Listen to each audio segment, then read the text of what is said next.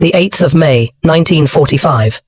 Somewhere in Bavaria, southern Germany, the guns had finally fallen silent. Marguerite Schultz stood in the ruins of what had once been a military communications center, her Wehrmacht auxiliary uniform filthy with dust and smoke.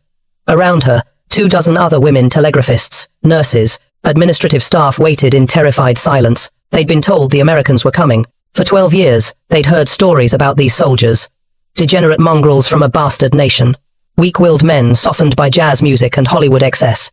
Cowboys and gangsters wearing uniforms, utterly lacking the discipline and strength of the German soldier. The propaganda had been relentless, thorough, absolute. And now, standing in the wreckage of the 1,000-year Reich that had lasted barely a dozen, Marguerite was about to discover just how thoroughly she'd been lied to. Before we dive deeper into this moment that shattered an empire built on deception, take a second to hit that like button and subscribe. Tell us in the comments where you're watching from, whether you're in Berlin, Chicago, or anywhere in between.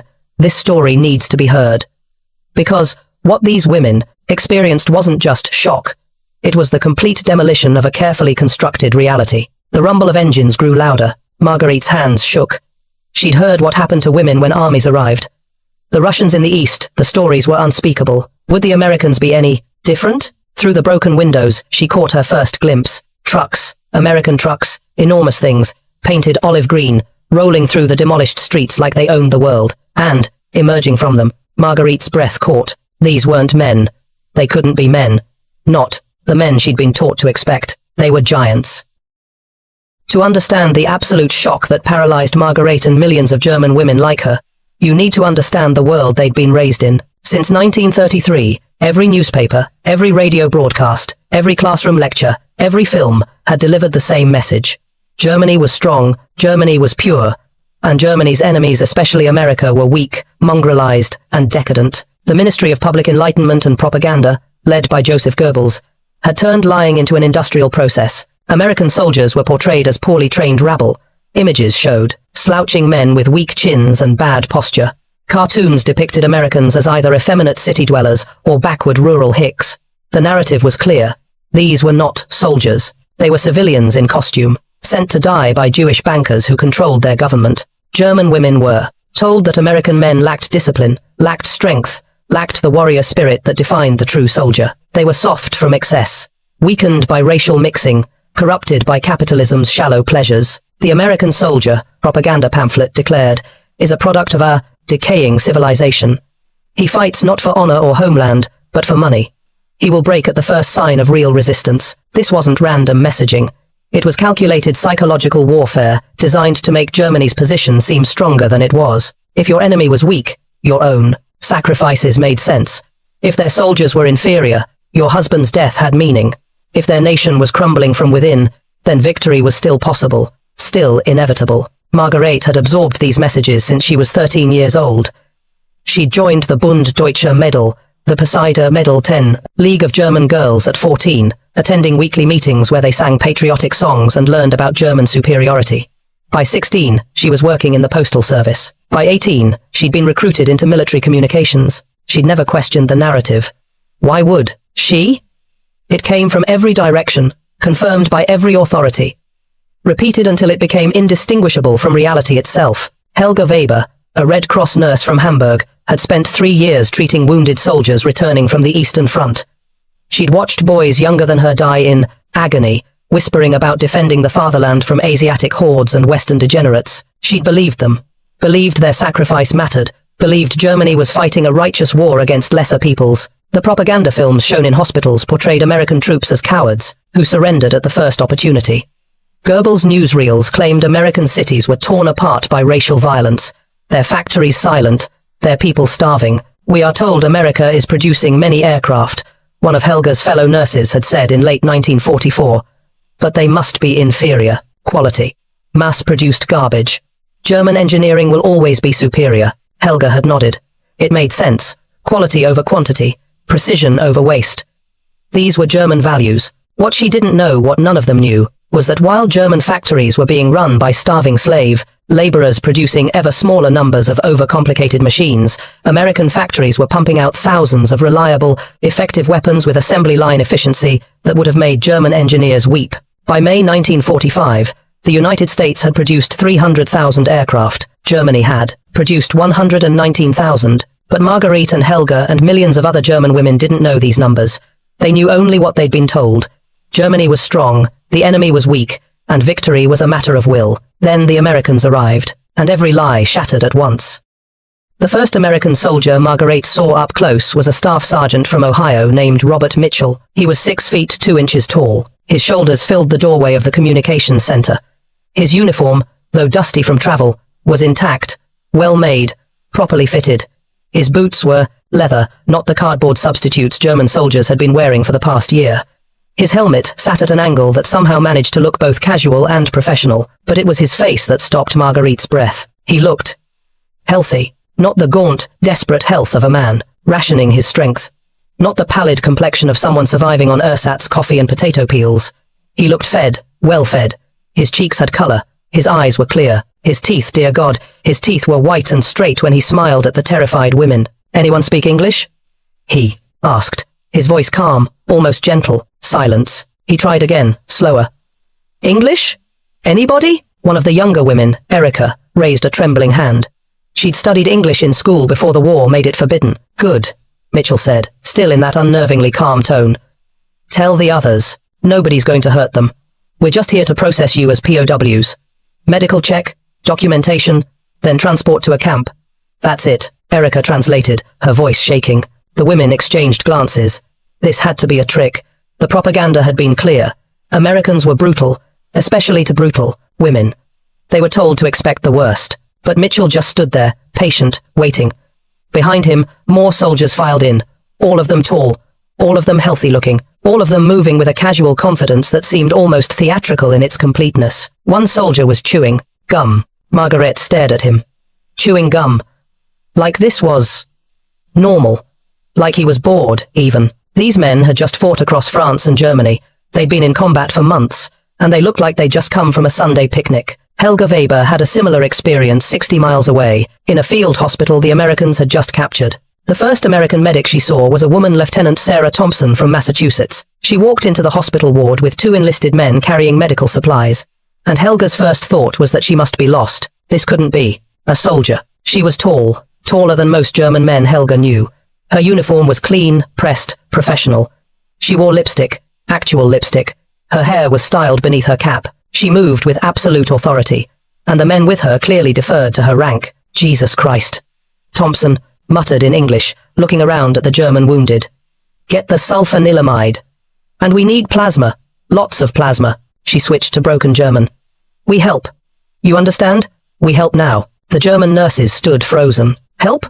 Why would the enemy help? But Thompson was already moving, checking patients, issuing orders. The American enlisted men set up equipment Helga had never seen before. Portable IV stands, boxes of medical supplies that seemed impossibly well stocked. One box fell open. Morphine syrettes scattered across the floor. Dozens of them. Helga stared. Germany had been desperately short of morphine for 2 years. Wounded soldiers often got nothing for pain except vodka, or being told to bite a leather strap. These Americans had so much they could afford to drop an entire box. Thompson caught her staring. "Help me, please," she said in halting German. "Many patients need German nurses who know them." Helga moved automatically, her training overriding her confusion. She began translating patient conditions, while Thompson worked with swift, practiced efficiency. The American nurse's hands were steady. Her instruments were sterilized. She had actual antibiotics, penicillin, still largely unavailable in Germany. And she used them freely, generously, on German soldiers she'd been fighting against days earlier. "Why?" Helga finally asked in broken English. "Why you help?" Thompson looked up, surprised by the question. "They're wounded. That's my job. But to enemy. The war's over, honey. They're just patients now." It was said so matter-of-factly, so casually, that Helga felt something crack in her chest. These weren't the degenerates from the propaganda films. These weren't the weak, undisciplined rabble she'd been taught to expect. These were professionals. Healthy, well-equipped, confident professionals who treated medicine like it was abundant and enemy wounded like they were just another shift at the hospital. Over the following days and weeks, as German women POWs were processed and transported to detention camps, the revelations came in waves, each one more devastating than the last. The food broke them first. Margareta and her group were loaded onto American trucks and driven to a temporary POW processing center. They expected starvation rations, maybe thin soup, bread if they were lucky. What they received was a meal that made several women cry. White bread. Real white bread. Soft and fresh, made from wheat flour without sawdust or bark filler. Canned meat spam, the Americans called it, sliced and fried. Powdered eggs, reconstituted and scrambled with actual butter. Coffee. Real coffee, not the roasted acorn substitute Germans had been drinking for years. And chocolate. Small bars of Hershey's chocolate, handed out like it was nothing. The portions were obscene. More food on a single plate than most of them had seen in a week. Marguerite held the chocolate bar like it was made of gold. In Germany, chocolate had vanished in 1942. Children born during the war had never tasted it. She unwrapped it slowly, and the smell hit her sweet, rich, impossibly decadent. She took a tiny bite, trying to make it last. The taste exploded across her tongue, and she couldn't help it. She started crying. Around her, other women were doing the same. Some ate slowly, reverently. Others devoured everything on their plates like animals, because that's what starvation does. It strips away dignity and leaves only desperate hunger. An American soldier, a young private from Iowa, watched them with obvious discomfort. "Sergeant," he called to his superior. "These women, when's the last time they ate?" "Probably days, Mitchell. Maybe longer. Germany's been starving for months." The private looked disturbed. "And we're just giving them regular rations?" "POW rations are the same as ours, minus the cigarettes. Geneva Convention. But that's more than they've had in years, probably. Not our problem what the Nazis did to their own people. Our job is to feed them properly now." Marguerite understood enough English to follow this exchange. The casual nature of it, the assumption that, of course, they'd be fed properly.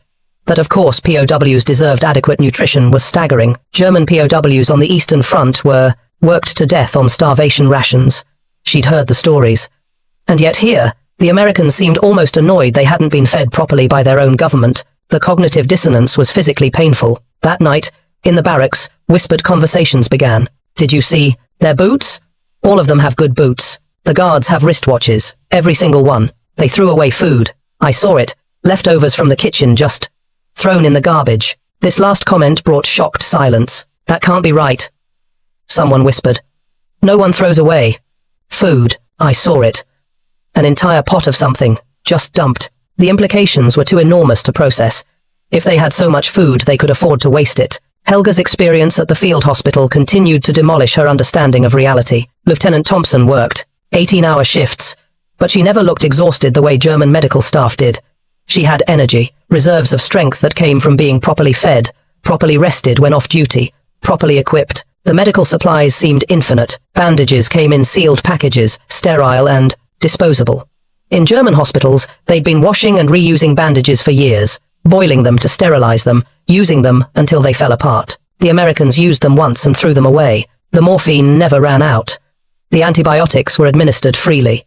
There were actual surgical gloves, rubber gloves used once and discarded. The waste was incomprehensible. But it wasn't waste, Helga slowly realized.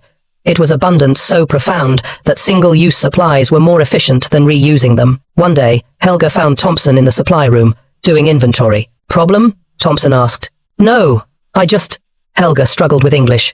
"So many supply. How you have this?" Thompson looked confused by the question. "We request supplies, they send them. Standard logistics. Never. Run out."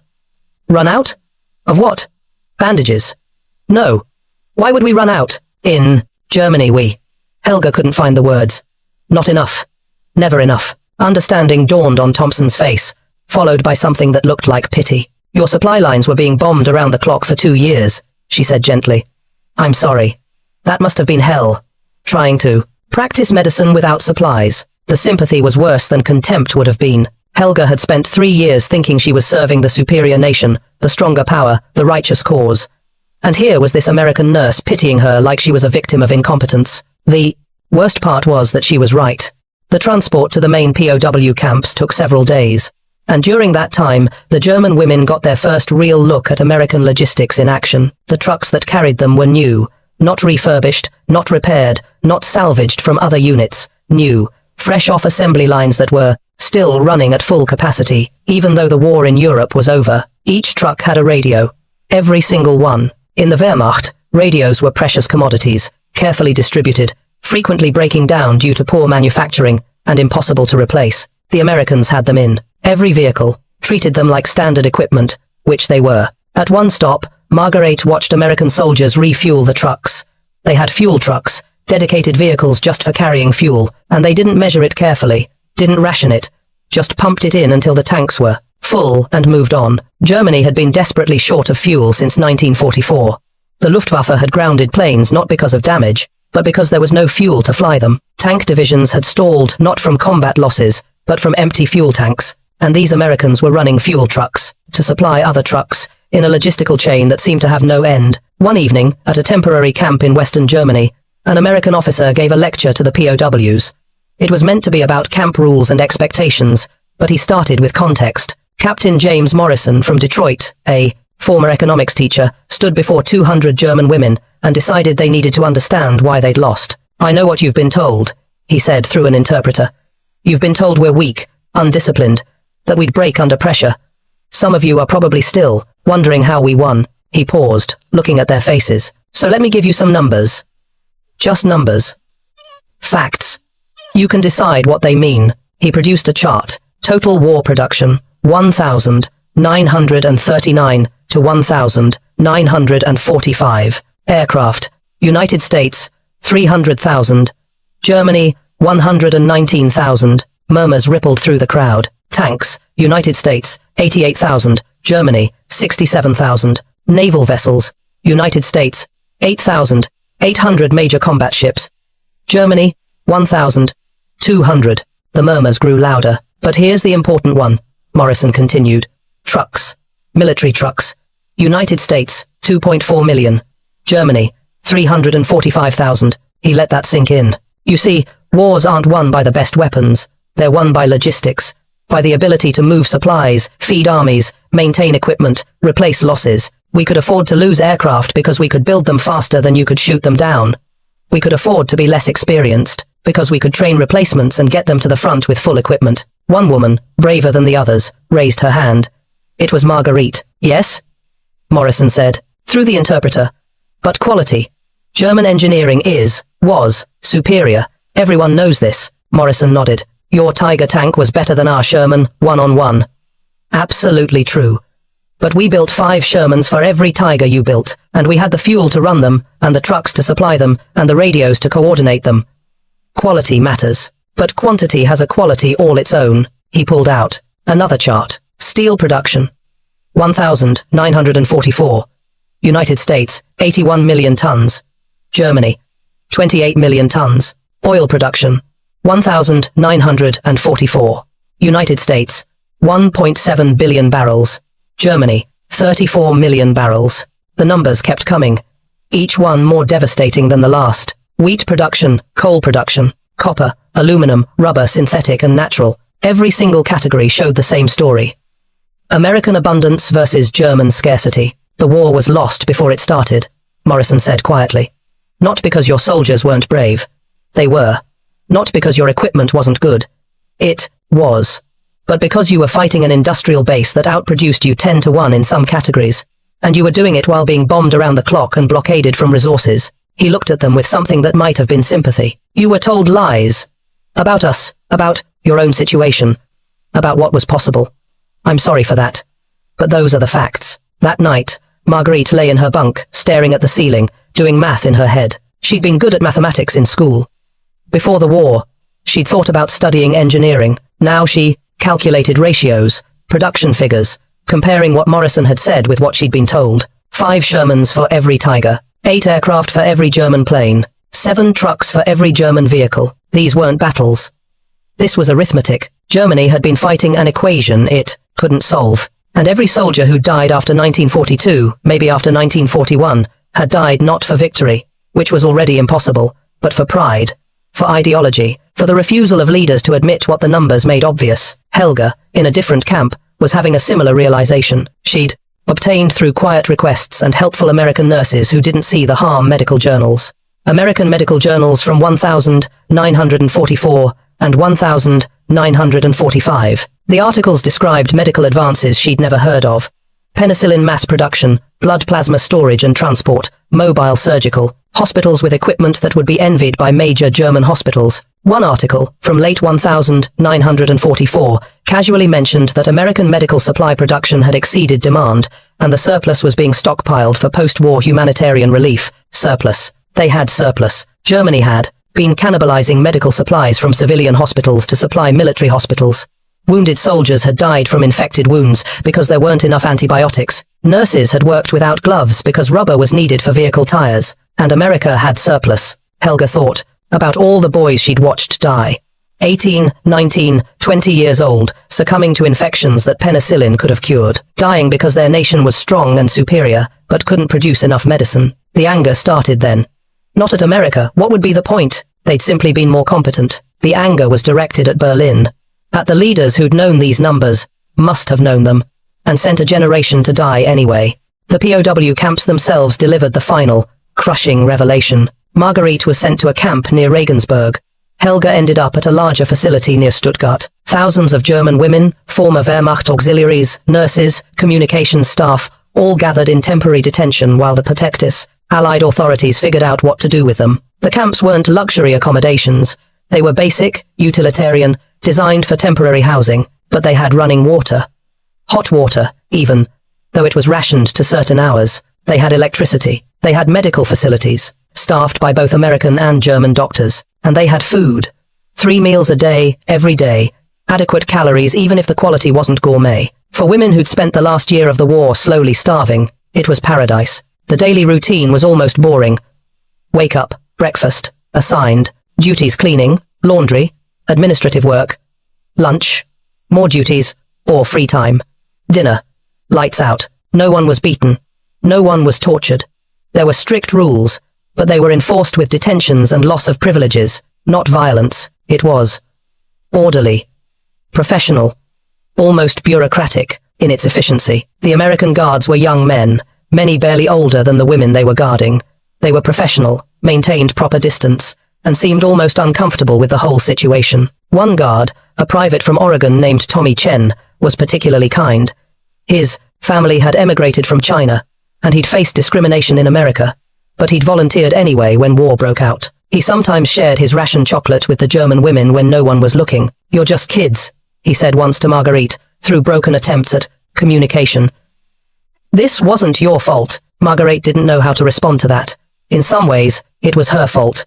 She'd believed, she'd served, she'd supported the regime, even if she'd never personally hurt anyone. But Chen's casual forgiveness, his willingness to see her as a victim, rather than an enemy, was almost harder to accept than hatred would have been. The education program started in summer 1945. American authorities, planning for eventual reintegration, began offering classes: English language, democratic civics, basic economics, history, real history, not the propaganda version. Attendance was voluntary, but most women went.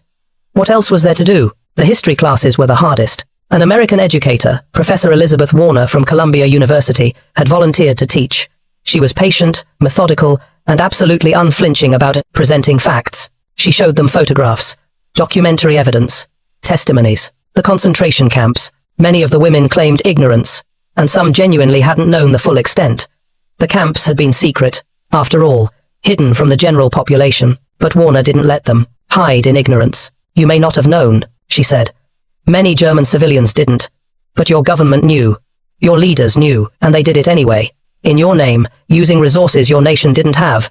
During a war, you couldn't win." She showed them Auschwitz, Bergen-Belsen, Dachau. She showed them piles of shoes, mountains of human hair, emaciated corpses stacked like firewood. Some women left the room to vomit. Others sat in stunned silence, tears streaming down their faces. A few, not many, but a few insisted it was propaganda. Fake. Impossible. Warner let them speak then. Quietly presented documentation.